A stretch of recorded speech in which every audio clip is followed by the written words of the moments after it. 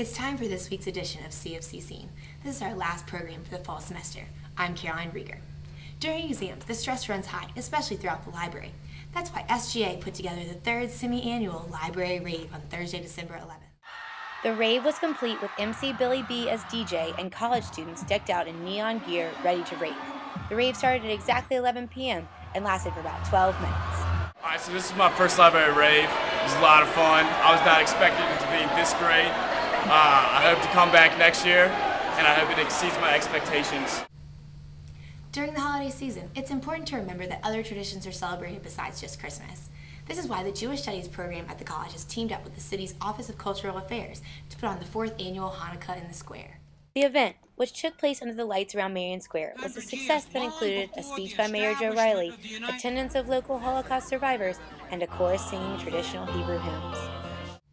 During exam time, students flocked to Idlestone Library in hopes of finding a quiet place to study.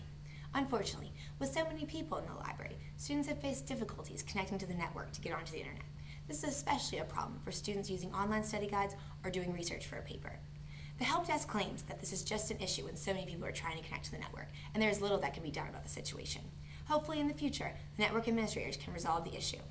Now let's take a look at some of the changes the recession has brought to the downtown Charleston area. Throughout 2009, businesses in the Charleston area seem to have taken a hard hit during the recession. This is especially true for the businesses located along King Street. Restaurants and shops alike have shut down, and only sometimes are new businesses open in their place. On a street that's well known for its shopping and restaurants, it seems as if high overhead costs such as rent are forcing so many to close their doors.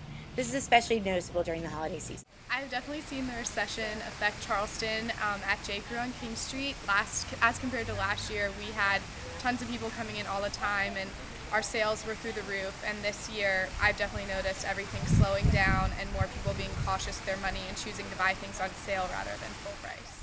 Another local business frequented by students who recently shut its doors after 7 years is Majestic Grill. Former Majestic Grill employee Danny Hines discusses the rough times the restaurant went through up until its closing on December 10th.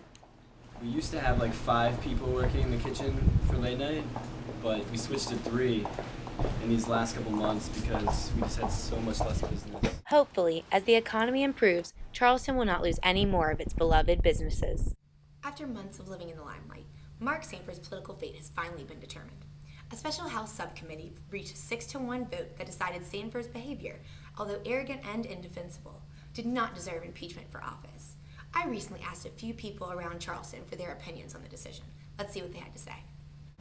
I'm glad Mark Sanford didn't get impeached, even though I don't think he's a great human being, because doing so would just have distracted the legislature and would have taken up too much time, and it would have unfairly influenced the 2010 governor's race.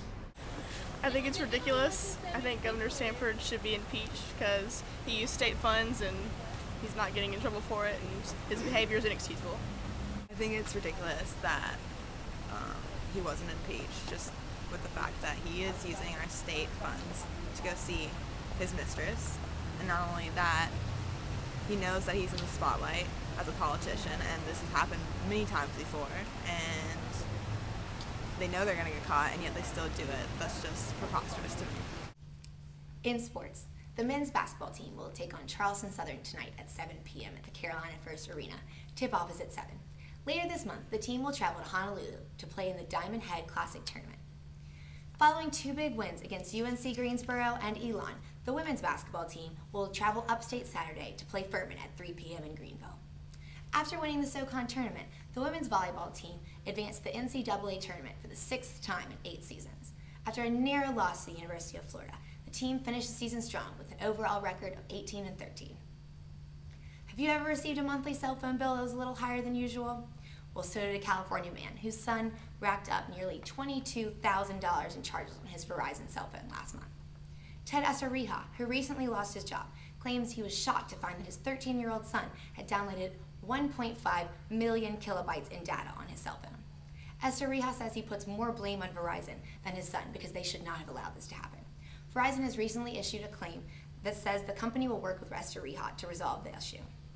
What a way to enter the holiday season. That wraps up this week's and this semester's CFC Scene.